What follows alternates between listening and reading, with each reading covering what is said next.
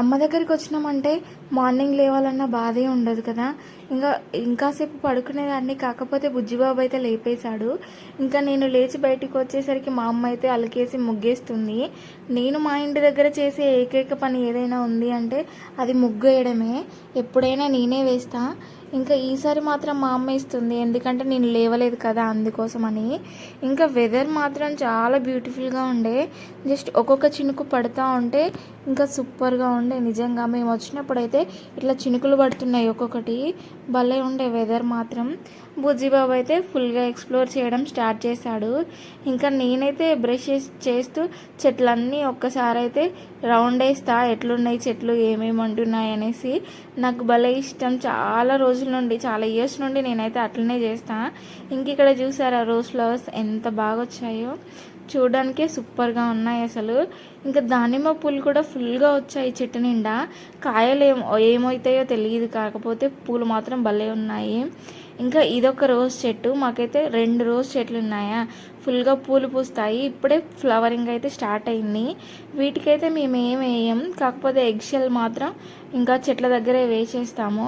So దానివల్ల growth ఎక్కువ ఉండి ఫ్లవర్స్ కూడా బాగా వస్తాయి. వర్షాకాలం వచ్చిందంటే చాలు, ఈ పురుగులు మాత్రం ఖచ్చితంగా వస్తాయి కుప్పలు కుప్పలుగా. కాకపోతే ఎక్కువ వర్షాలు లేవు కదా, కొన్ని అయితే కనిపించాయి నేను ఇంటికి వచ్చేసరికి.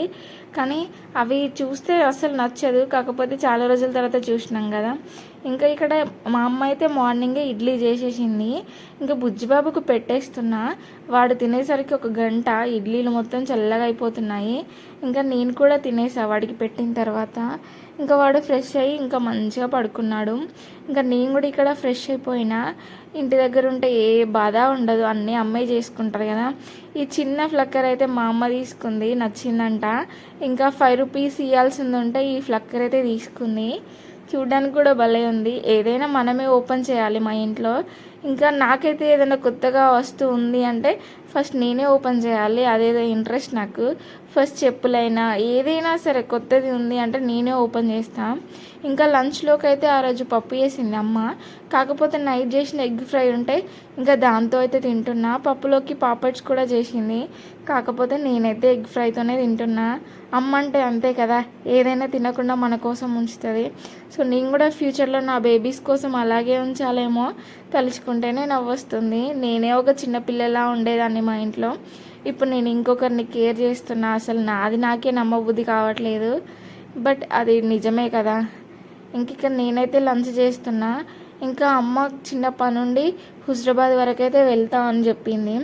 ఇంకా వెళ్ళిపోయింది కూడా అమ్మ. ఇంకా నేనైతే ఒక న్యాప్ వేసిన. ఇంకా లేచేసరికి ఈవినింగ్ అయింది. ఇంకా బయట ఆరేసిన బట్టలు ఉంటే తీసుకురావడానికి వెళ్ళిన. వెదర్ మాత్రం చాలా బ్యూటిఫుల్గా ఉండే, కాకపోతే దోమలు మాత్రం ఫుల్గా ఉన్నాయి, మామూలుగా లేవు. బ్యాట్తో ఎంత చంపేసినా కూడా మళ్ళీ వస్తూనే ఉన్నాయి. అసలు బయటికి వెళ్ళినామంటే ఫుల్గా దోమలు అయితే కొడుతున్నాయి. కానీ వెదర్ మాత్రం ఫుల్ గ్రీన్గా ఉంది.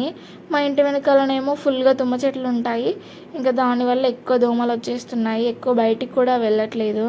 కాకపోతే వెదర్ వ్యూ ఎంత బాగుందో, క్లైమేట్ నిజంగా చాలా అంటే చాలా బాగుంది.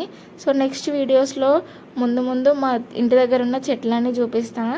ఇంకా ఇప్పటికైతే ఈ వ్లాగ్ కంప్లీట్ చేసేస్తున్నా.